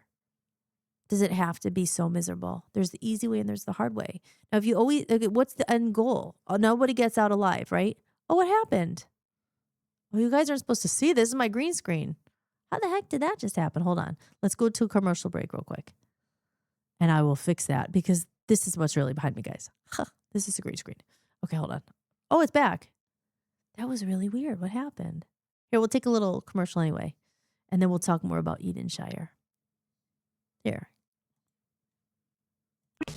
Download your free copy of The Reconnection Movement today. Just head over to my website, www.hollismahady.com. Go to the podcast sections, scroll to the bottom of the page, and enter your email to get your free copy instantly. Now more than ever, it's important that we reconnect and support real human creators and real people. Are you liking the music in this show? The music you hear in my videos and during the show is licensed through Epidemic Sound, an amazing platform for creators. If you make videos, podcasts, or content of your own, head over to hollismahady.com, go to the podcast page, and sign up for a free trial using my link. And if you're just a listener looking for new music, you'll also find my playlist of favorite songs I use in this show. Signing up through my link supports the show and the musicians too. Hi guys, I'm Hollis, and I'm here to bring your creative vision to life. Whether it's designing your video thumbnails or editing your content or recording voiceovers for commercials, I've got you covered. I'm part of the in-house production team at Voice of the People USA Radio and Television Network, and over the last 6 years, I taught myself everything from production to post-editing and beyond. I know exactly what it feels like to be stuck, overwhelmed, or unsure where to even begin. And that's exactly why I now offer these services to other people as well. So if you have a project you're working on, you can hit the link below where you can see examples of my work, from commercials I've produced to voiceovers and more. And if you like what you see and think I can help with what you're looking for, feel free to reach out. We can create something awesome together. 15 show slots are now open on Voice of the People USA Radio and Television Network. With millions of monthly listeners worldwide, VOP USA is accessible on Roku TV, Fire TV, Android TV, the mobile apps, and the web. An alternative to oversaturated, algorithm-driven social media. Our network is the first streaming network backed by creators, not big tech, not special interests. This is true independence. To learn more, visit VOPUSARadio.com. Join the network. And I'm back, and you are listening to Hollis-tics with your host, me, Hollis Mahady. Oh, thank gosh, thank you. So I see a coin in there. And I saw on the, when we went to the little break, I'm able to check my phone. And Tim says, I tried sending you $3 to get to 25%. Thank you so much. But Streamlabs wants $6 a month to be able to tip. Is that true? That's BS. So I bought you, thank you so much, Tim. You didn't have to do that, but I appreciate it. Thank you. Buy you coffee like that, the guy. You reminded of the guy. Well, I'll have to check on that. Thank you so much. I appreciate that so much because I just saw a coin drop in there. But it's at 22. It's awesome. Thank you so much. I'll get how do I like my coffee? We're drinking this peanut butter creamer. It sounds kind of gross, but I was like, peanut butter, I don't know. But, like, they all have those artificial flavors and all that stuff. But I don't know. I've tried to do natural coffee with just almond milk. I've tried that rise thing, and it tastes like crap to me. So that's one thing. I'm just like, well, you can't escape it, right? You're trying to get killed every way, from the sugar to this to that. It's like certain things just like, okay, in the coffee, I don't put so much sugar, but I know there's sugar in the creamer, so. But yeah, I used to drink coffee black, and I never really did. It gives me a headache. But thank you again. Thank you so much. Thank you so much. If there's anyone else watching out there, apparently tipping in that way is I don't know. It's harder, but if you scan the code there, or if you go to buymeacoffee.com, my website, if you go on my website, it's right in the corner there. And yeah, I'll have to check that too because I have to get the money somehow. Um, it's just a pain. There's these things in there to transfer the bit. Like then you think, are they going to get the money? But I do get it eventually. But it's just like it's not like you just get it. But anyway, we're working out all these kinks. But I love you. Thank you so much. Thank you, Tim. Thank you, Joe. And a big shout out to Dan's dad if you're watching, and to everyone else. Elias wasn't here the other night, and you know, anyone else I'm forgetting. But yeah, so yeah, that was me getting into the. I was gonna say, did you see my commercial there for my creative services I offer? Anybody? I offer creative services, and that's a real job. So a normal job, maybe it's not a normal job, but it took me a long, long time to make all those videos and to put those landing pages together. You know, the thing is, I could, and that's another thing, I could be working for someone else. Like I know I could. I could do a lot of things I wasn't able to do before. I could build a website. I can, I do voiceovers. I've done voiceovers, but AI comes in and people want to use robots instead, which does not sound the same. I make thumbnails. I could make digital books. I could work for other people. I don't want to. It's so time consuming to make all this stuff. I make it for this and for our network. And yeah, I don't get paid for that because it's a labor of love at the moment as you're building. But the whole point is to turn it into a business. It's getting there. We're getting there. But again, so when someone says, get a normal job, it means quit your dream. You suck. And it's like, no, I believe in myself. And, it's just a matter of time. So it's just like, it takes a long time when you build something of substance and what you're, something valuable. And I do believe I have a lot of value to bring into the world. And it's just a matter of time before people find it. And even just that, like I said, I want to consistently come here every night and just be a voice for the real, for the humans out there, for the people who are alone. I've always thought it's a sad, hard world, and people are freaking mean, and people don't care about anybody. Not everybody, but it's just, as I said in some of my other videos, it's few and far between the real connections. People don't honor their word. I'll be there tomorrow and I'll meet you, and they don't show up. And oh my God, I used to live in LA. That was just like, you just know you'd never see them again. That was like the LA thing. Oh yeah, man, let's meet for coffee tomorrow. We had this great time today and we met and we shared stories and laughed, and I'll see you tomorrow, and you never hear from them again. Like that is, and it's just like, huh? And then I remember when I moved to the UK, they were so much different. I have to say, I didn't love the rain and some of the stuff there. I didn't love the UK, but I loved a lot the people, the fans. You guys are good people. Good people. Like they were just like, I'm like, oh my God, you're not like Americans at all. You're like, when they say, oh, let's have a cup of tea, we'll meet, well, they mean it, and they meet you, and or oh, I'll buy your music, and you get home and you see that they actually bought your album online. Like different. I find a lot of cultures are like that. Like a lot of, like Ireland, they were very nice. Irish people are so nice. I mean, and again, I'm categorizing and making in bulk. No, there's good people, but you just find the different lifestyles, and it's just, maybe it's a little more simpler over there. I don't know why people are the way they are. But, just finding that humanity and finding like morals, and I wasn't always like this. I'm sure maybe it's karma back in the day when I was younger. Oh, who cares? Don't call them back. But even now, it's just like, if you make an appointment, I'm like, let's try to cancel it.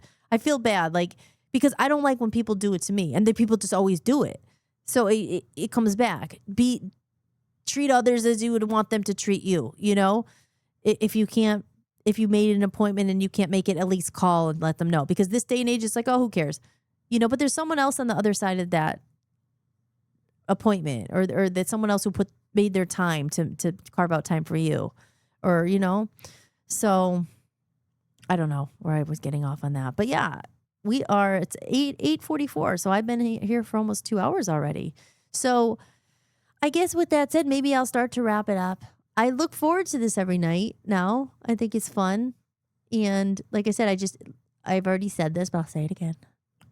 I want to be here for other people. Oh, that was what I was saying. Like, I think it's very hard to find those people and those connections and people who care about each other for the right reasons, for the soul. Like I started this whole video with, You can't just be someone's friend with them trying to have sex with you. You can, but there's not that many,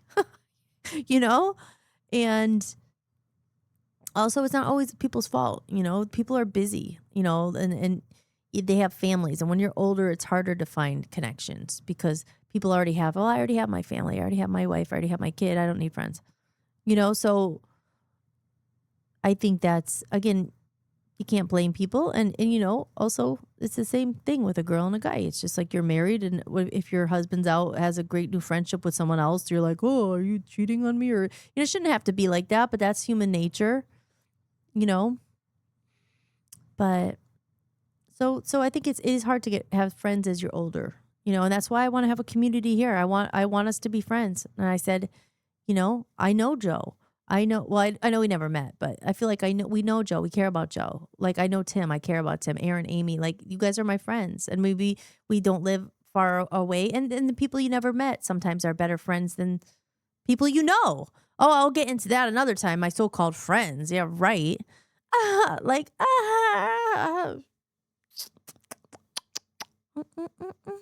Takes a good friend to be a friend.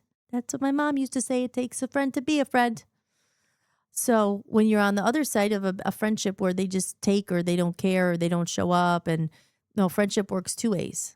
So maybe we'll talk about that another day. That's another one, friendship, and what friendship really is. Are they just there when things are happy for you and they're there for the ride? Are they there in the downtimes? Did they just show up when things are going good? They're called fair weather friends. That's what my mom used to tell me too. Fair weather friends. Oh. What does that mean? When the weather's good, they show up. But when it's raining and stormy and you need a blanket, they're nowhere to be found. I think we all have people like that, right? So anyway, after this, I think you're probably going to see tomorrow maybe a different setup. Maybe say goodbye to our nice little coin jar. Oh, I love the coin jar. It was so nice to see little coins drop. Maybe we'll find another way. We'll find another way. Well, I have a little applause button, so we'll do like an applause. And because I got, again, it's very hard to see. Even Tim said he did a donation, but I can't see. So thank you so much. And yeah. Okay. So with that, I guess I'll call it a night. I mean, I don't know if anyone else is in here. I mean, it's almost 9. And I'll go 5 more minutes. Because I was thinking, do the show every night at 7 and don't put a time limit on it. I'll probably go till either 9 or maybe sometimes 8. But just every night at 7, consistently, I will be here. I will be your voice. I will be here. And like I said, we're going to get guests. But even getting guests, this thing is a freaking nightmare. So it's going to be a lot easier in the other program to have guests on. Again, guests or the coin drop. In a perfect world, we could have it all. But here we can't have it all, I guess. Not right now anyway, but one day we will have it all. But we already do have it all. Remember, the powers are within you. And are you going to create heaven or hell? You going to create heaven or hell? Because life is beautiful. Life is good. And it should be good. And it's allowed to be good. And you're allowed to laugh. And you're allowed to sing. And you're allowed to be you. And you're allowed to take off that freaking mask and just be real. And the right people will find you. And maybe there's not that many, but how do we really need them? Do we need followers? Like I said in my other video, I want people to follow me. I want people to join me. I want people to help me. And I want to help them. I want to help them. I want to help people. I've always wanted to help people. And that was always I always felt happy in my soul when I was able to, I don't know, make someone happy, like smile or laugh or whatever. Sounds cheesy, but it's true. That's what life's about. Like, have empathy for people. And it's so lacking, have empathy. Take a minute, it's just quantity. Oh, I don't have time for that. I don't have time for that. I'm so busy. I'm so busy. I can't call. I can't, it's just, and I'm not perfect. I'm guilty of that sometimes, within touch with the family or something. Oh my God, I'm busy. But nothing's guaranteed tomorrow. You might not see that person again. God forbid. We take life for granted. Say, what are you grateful for? Every day, just say, like, I do say that. And I say it to Dan all the time. Like, I'm grateful to have eyes. Like, I'm grateful to see. Some people are blind. They never got to see. Some people are deaf. They never hear music. Some people can't walk. If you have those things, you're ahead of the game. You know, even people getting older, aging, and I know you have back problems, and then you're still alive, you know? And there's always something to be grateful for. But they make it hard. Oh, I don't have enough. Oh, I need this. I need this. We don't. We have everything we need. If your health is your wealth, you know, and each day you can choose. And it's like I say, it's not always easy. You know, things that come and they mess up your day, but you can choose how am I gonna live today, or how am I gonna let that bother me, or you know, you can choose to be grateful, or you could choose to be you could choose to not be grateful. But when you're grateful, and you come from a place like gratitude, like thank you God, thank you for today, thank you for the air in my lung, thank you for I'm breathing, I'm not sick, thank God. You know, just thank God every day. You know. So those are my words of wisdom here on Hollis-tics. And we're very excited. We're at 22% on our cup. When it gets to 100, we'll do the giveaway. And I will be back tomorrow at 7 o'clock for all you real humans out there who are looking for a little connection. And we'll talk more. And I'll take questions and comments and things like that. If anyone has questions, we'll just pick a topic, or we'll just see where it goes. And to wrap it up to that guy, like I said, Donnie, I hope that if you do see this or listen to it, you know, just like anything, just look inside. And if you're looking for love or whatever you're looking for, find it first inside. And don't, you know, money can't buy you love, can't buy you happiness. And a normal job is boring. And I've never had a boring life, and it's been hard, it's been difficult, it's been a little weird sometimes, but it's never been boring. Ask my mom. She'll say, oh my gosh, Holly, what are you up to now? Oh, well, that's for sure. It's not boring. It's definitely not boring. We keep it interesting here. We keep it interesting here on Hollis-tics, on Voice of the People USA Radio and Television Network. Remember, guys, go over to www.vopusaradio.com. You can watch some other shows on there. On our network, we're broadcasting live from vopusaradio.com. We're on Roku TV, Fire TV, Apple TV, and the apps. So if you download the app, VOP USA Radio, in your app store, it'll come right up, and you could save your shows and be notified so you never miss a beat and you never miss an episode of one of your favorite TV shows or your new streams. So go over to vopusaradio.com, download the app. It's free to watch, and there's so much in store. So I will see you all next time on Hollis-tics, which is tomorrow at 7 o'clock p.m. And I will do the closing video here of one of our favorite songs here, Lights. And this is, what was this, the band, Tim, I told you, Mercy Street or something? I love this song. It's a beautiful song. And it's saying it. And I think I picked it because you listen to the lyrics, it's like, you know, we're all holding on sometimes. Some days we're holding on.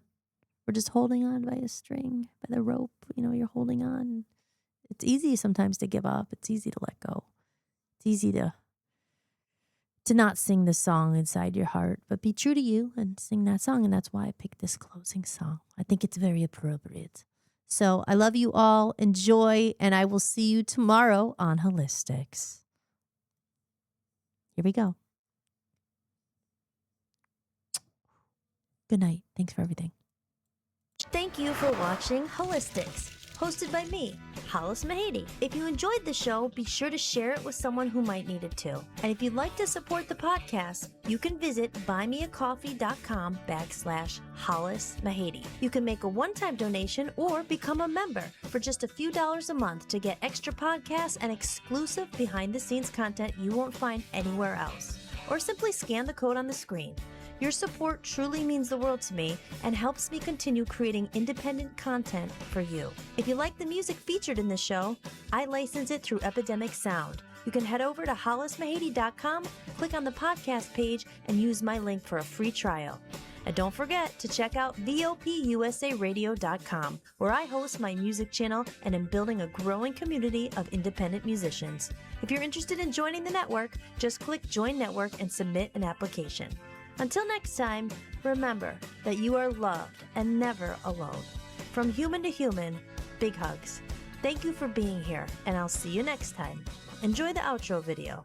I love this song. Lights shining from the window late at night.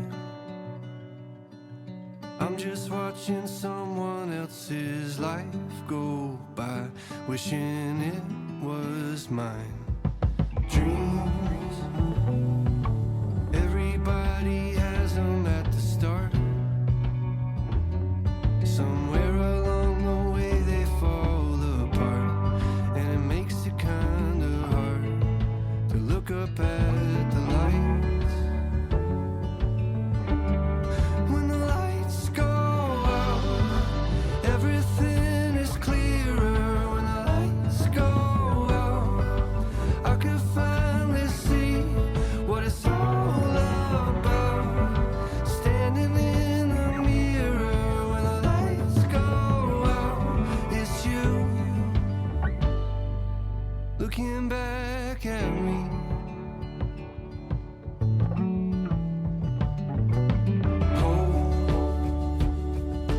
Try your best to hold on to the rope.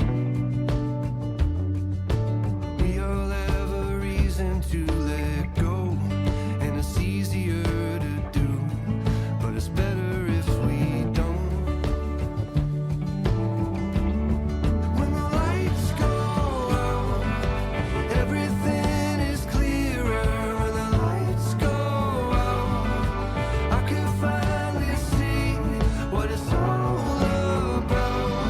Standing in the mirror, when the lights go out, it's you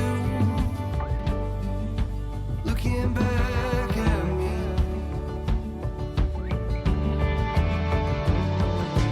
When you wish upon a star just to find out it's a plane. And when you think you've come so far, but you're standing still again, and you finally understand. When the lights go out, everything is clear. When the lights go out, I could finally see. When the lights go out, everything is clearer. When the lights go out, I could finally see what it's all about. Standing in the mirror, when the lights go out, it's you looking back at me. Hope, try your best to hold on to the road. We all have a reason to let go, and it's easier to do, but it's better if we don't. I love you guys. Have a good night.